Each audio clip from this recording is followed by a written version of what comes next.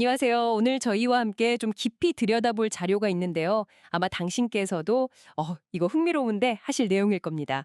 지난 1년, 그러니까 2024년 4월부터 2025년 3월까지의 비자카드 결제 데이터를 쭉 분석해 봤더니 한국을 찾는 외국인 관광객들의 소비 패턴이 눈에 띄게 달라지고 있다는 게 보이더라고요.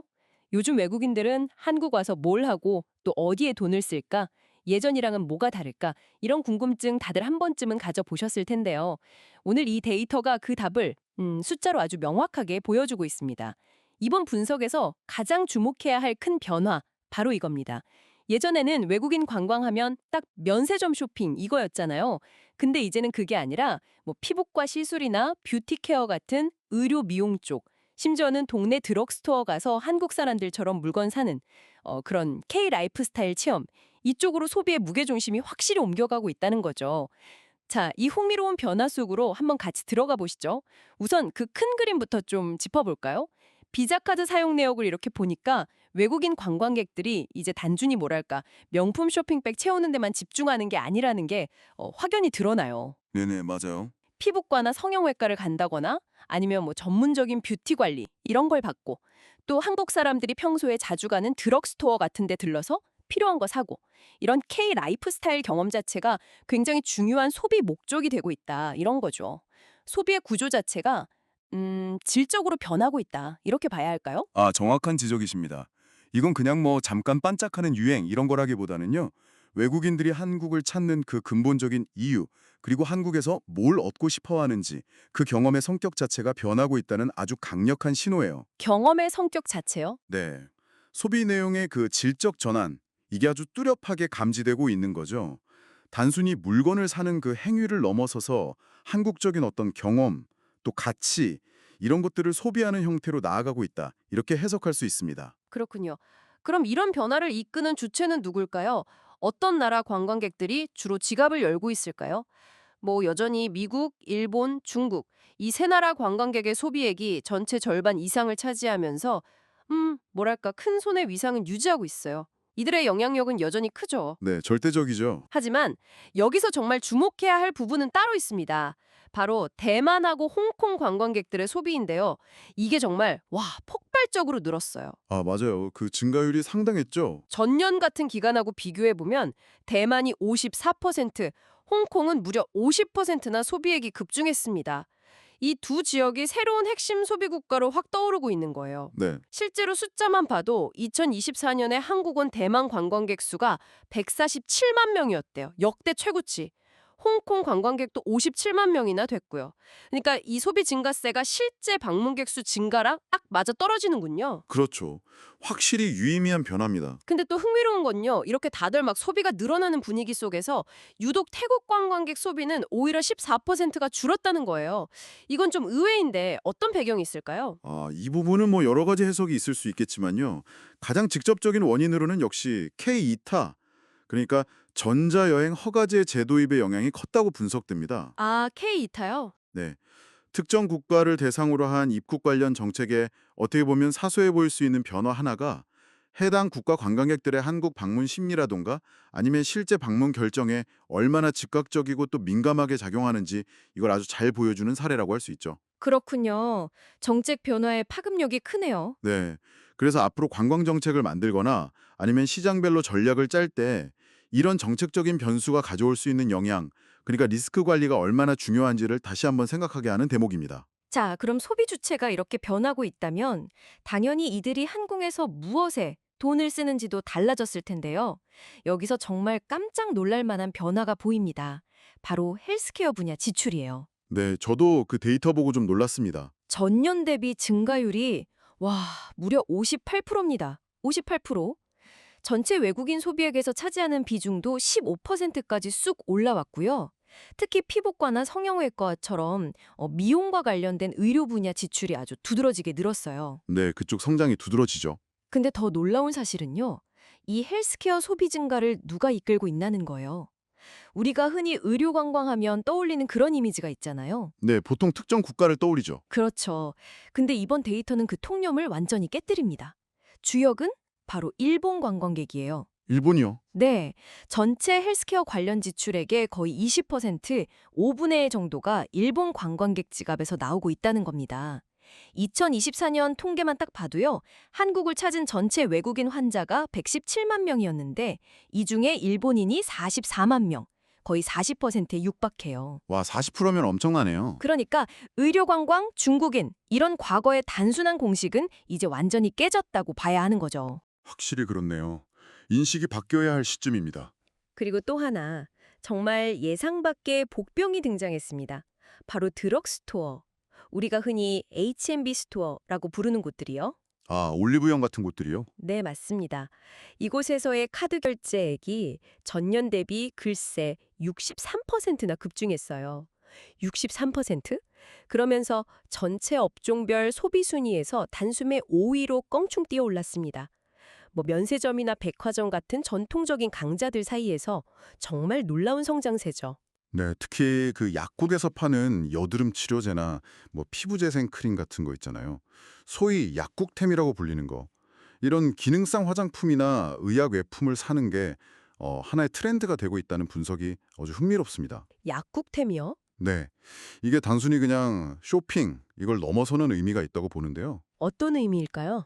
그러니까 관광객들이 더 이상 뭐 명동이나 강남의 큰 매장 아니면 면세점처럼 딱 봐도 관광객들 많이 가는 그런 쇼핑 장소에만 머무르지 않는다는 거죠. 아, 한국 사람들이 그냥 일상적으로 가는 동네 약국이나 드럭스토어까지 그 활동 반경이 넓어졌고 거기서 한국 사람들이 실제로 쓰고 추천하는 제품들을 직접 사면서 뭐랄까 현지인처럼 소비하는 그 경험 자체를 즐기고 있다는 겁니다. 현지인처럼 소비하는 경험? 네, 이건 한국의 그 리얼 라이프 스타일에 대한 관심과 신뢰가 그만큼 깊어졌다는 증거이기도 하고요. 그렇군요. 와, 단순히 물건 사는 걸 넘어서서 진짜 한국 사람들 사는 모습을 경험하려는 욕구가 드럭스토어 소비 증가로 나타난다. 이 분석은 상당히 설득력이 있는데요. 그리고 이건 또 정부가 계속 강조하는 의료, 웰니스, 뷰티 같은 소위 고부가 가치 관광 육성 방향하고도 저같이 맥을 같이 합니다. 아, 고부가 가치 관광. 네, 여기서 고부가 가치라는 게 단순히 돈을 많이 쓰는 걸 넘어서서 단위 비용당 얻는 그 경험의 질이나 만족도, 그리고 또 국내 경제에 미치는 긍정적인 효과가 큰 분야를 의미하는데요.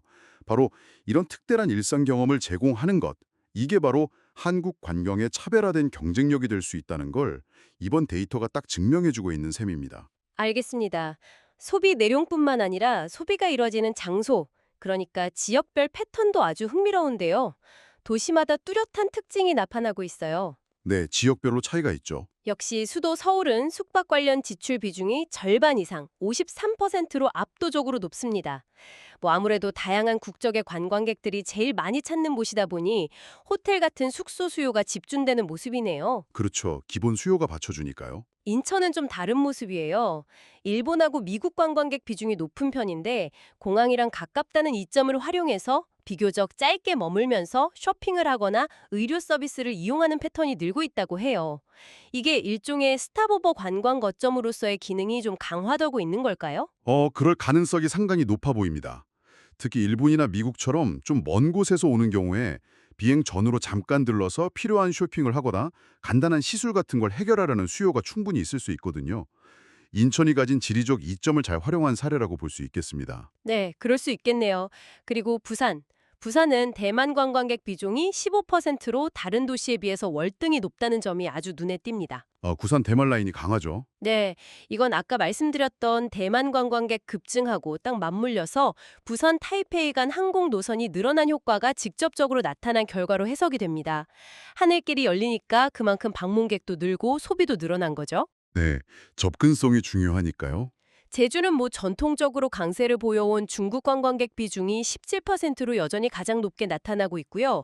그런데 여기서 정말 의외의 발견, 바로 강원도입니다. 보통 겨울 스포츠 시즌 아니면 좀 비수기라고 생각하기 쉬운데요. 그렇죠. 여름이나 겨울 빼고는 좀. 네, 그런데 평창이나 홍천 같은 지역을 중심으로 싱가포르, 홍콩, 대만 같은 동남아시아 국가 관광객들이 꾸준히 찾는다는 점이에요. 특히 겨울철에 눈 구경하거나 스키 같은 동계 스포츠 체험 목적으로 많이들 온다고 하네요. 그 점이 흥미롭습니다. 이 지역별 소비 패턴의 차이를 좀 더 큰 그림에서 보면요. 우리가 오랫동안 고민해왔던 문제, 그러니까 수도권으로 관광객이 너무 몰리는 현상을 완화할 수 있는 어떤 실마리를 발견할 수 있습니다. 실말이요? 네. 예를 들어 부산은 대만, 인천은 일본, 미국 단기 체류객, 강원도는 동남아 동계 체험객, 이런 식으로 특정 국가나 특정 목적을 가진 관광객 그룹하고 특정 지역이 이렇게 연결되는 뭐랄까 일종의 궁합이 보이기 시작한 거죠. 아, 마치 지역별로 딱 맞는 타겟 시장이 형성되고 있는 그런 느낌이네요. 바로 그겁니다. 이게 정부가 지금 추진하고 있는 제2, 제3의 인바운드 관광 거점 육성 전략하고도 정확히 맞아떨어지는 흐름이에요. 네네. 따라서 이제는 각 도시나 지역이 그냥 막연하게 모든 외국인 관광객 다 와라 이게 아니라 우리 지역의 강점하고 연결될 수 있는 핵심 타겟 국가를 명확하게 정하고 그 사람들 니즈에 딱 맞는 차별화된 관광 상품이나 컨텐츠를 전략적으로 개발하고 마케팅하는 보다 좀 정교한 접근이 필요해졌다. 이걸 시사하는 거죠. 알겠습니다. 소비의 내용과 장소뿐 아니라 이제 결제 방식에서도 병화의 바람이 불고 있다고요. 바로 컨택트리스, 즉 비접촉 결제가 눈에 띄게 늘었다는 점인데요. 카드를 단말기에 꽂거나 긁을 필요 없이 그냥 가볍게 툭 갖다 대기만 하면 결제가 되는 방식이죠. 네, 훨씬 편리하죠. 전체 오프라인 결제 건수 중에서 이 비접촉 결제가 차지하는 비중이 15%까지 올라왔다고 합니다. 불과 1년 전에는 6% 수준이었으니까 1년 만에 2배 반 가까이. 와, 정말 빠르게 늘었네요. 네, 확산 속도가 굉장히 빠릅니다. 특히 싱가포르, 홍콩, 대만처럼 원래 자국에서 비접촉 결제가 아주 보편화된 나라의 관광객들이 한국에서도 이 방식을 선호하는 경향이 아주 뚜렷하게 나타난다고 해요. 자기 나라에서 쓰던 익숙한 방식이니까 그대로 쓰는 거죠. 그렇죠. 습관이 중요하니까요. 도시별로 보면 역시 국제 관문인 인천에서의 사용률이 한 24% 정도로 가장 높고요. 그다음이 부산 18%, 서울 16% 순서입니다. 업종별로는 아까 주목했던 드럭스토어를 포함한 할인점, 여기서 사용 비중이 32%로 가장 높게 나타났습니다. 여기서 우리가 좀 주목해서 봐야 할 점은요. 결제 편의성이 이제 단순히 그냥 돈 내기 편하다. 이 수준을 넘어서서 여행 전체의 만족도를 좌우하는 핵심 경쟁력 요소가 되고 있다는 사실입니다. 아, 만족도까지요? 네, 비접촉 결제 인프라가 이렇게 확산되는 건 물론 아주 긍정적인 신호인데요. 근데 여전히 우리가 풀어야 할 숙제도 남아 있습니다. 어떤 점들이 있을까요? 예를 들면 중국 관광객들이 주로 쓰는 알리페이나 위챗페이 같은 모바일 간편결제 시스템 있잖아요. 이게 아직도 국내 가맹점이 좀 부족하다거나 아니면 이용 절차가 번거롭다거나 해서 불편을 겪는다는 지적이 계속 나오고 있거든요. 라던가 외국인 인증 시스템 좀 간소화하고 다양화하는 것, 그리고 텍스 리펀드 절차 혁신 같은 것들은 단순히 편의성을 좀 높인다. 이 차원을 넘어서서요. 한국 관광의 매력도를 높이고 더 많은 소비를 끌어내기 위해서 반드시 그리고 시급히 해결해야 할 과제라고 할 수 있습니다. 아무리 좋은 관광 콘텐츠가 있어도 결제가 불편하면 사실 빛을 발하기 어렵거든요. 맞는 말씀입니다. 편리한 결제 환경이 정말 중요하겠네요. 자, 오늘 비자 데이터를 통해 살펴본 외국인 관광객 소비 트렌드, 핵심 키워드는 전환, 그리고 심화, 이렇게 요약할 수 있을 것 같습니다. 네, 전환과 심화, 좋은 요약이네요. 과거의 쇼핑 중심 패턴에서 확실히 벗어나서 뭐 피부과 시술, 약국 화장품 쇼핑, 아니면 동네 맛집 찾아다니기처럼 한국인의 실제 삶 속으로 더 깊숙이 파고 들어와서 그 라이프스타일을 직접 경험하려는 그런 고부가 가치 소비로 확실히 이동하고 있다는 거죠. 혹시 당신께서도 주변에서 이런 변화 좀 체감하고 계신가요? 그렇습니다. 이번 데이터는 한국 관광이 이제 양적인 성장을 넘어서 질적인 성숙 단계로 들어설 수 있는 아주 중요한 기회를 맞이했다는 걸 보여주는 것 같아요. 다만 이런 긍정적인 흐름을 지속 가능한 성장 동력으로 확실히 만들려면 몇 가지 전략적인 노력이 꼭 뒷받침되어야 합니다. 어떤 노력들이 필요할까요? 예를 들자면 의료 서비스랑 뷰티 체험, 쇼핑 이걸 하나로 묶은 K메디 뷰티 패스 같은 통합 상품 개발 이런 걸 생각해 볼 수 있겠죠. 또 지역별 특성하고 타겟 국적의 선호를 아주 정밀하게 분석해서 그야말로 핀셋형 맞춤 컨텐츠를 강화해야 하고요.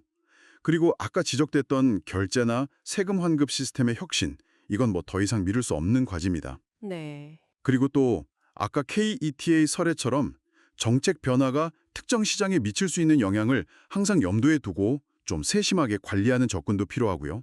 마지막으로 이렇게 쌓인 데이터를 그냥 흘려보낼 게 아니라 이걸 기반으로 해서 초개인화 마케팅 전략을 아주 적극적으로 구사해야 합니다. 초개인화 마케팅이요. 좀 더 구체적으로 설명해 주신다면요. 네, 초개인화 마케팅이라는 건 단순히 뭐 국적별로 이렇게 나누는 걸 넘어서서요. 개인의 과거 소비 이력이라던가 관심사 같은 걸 분석해서 그 사람한테 가장 매력적일 만한 상품이나 정보를 아주 정확하게 추천해 주는 걸 의미합니다. 아, 정말 개인 맞춤형이네요. 그렇죠. 예를 들면 일본 관광객에는 최신 피부과 시술 정보를 딱 보내주고 대만 관광객한테는 부산의 숨겨진 맛집 정보랑 K뷰티 신상품 소식을 알려주고 또 홍콩 관광객에게는 강원도 스키리조트 얼리버드 프로모션 정보를 맞춤형으로 제공하는 뭐 이런 방식이죠. 네, 정말 구체적인데요. 오늘 분석을 통해 외국인 관광객들이 이제 쇼핑몰이나 유명 관광지를 넘어서 우리의 일상 그 자체의 매력을 느끼고 더 깊이 탐험하고 있다는 사실이 아주 분명해졌습니다. 네, 그렇습니다. 그렇다면 마지막으로 당신께 이런 질문을 한번 던져보고 싶습니다. 지금 뜨거운 관심을 받고 있는 뷰티나 의료 분야 말고 앞으로 외국인들이 또 어떤 한국의 아주 평범한 일상 속 모습에 매료될 수 있을까요? 글쎄요. 흥미로운 질문인데요. 어쩌면 우리가 그냥 무심코 지나치는 동네 빵집, 아니면 단골 세탁소, 혹은 주말마다 가는 등산문화 같은 것들, 이런 아주 사소한 것들이 다음번엔 아주 특별한 K라이프 스타일 관광 상품으로 재탄생하게 될지도 모를 일입니다. 다음 시간에 더 깊게 있는 분석으로 다시 찾아뵙겠습니다.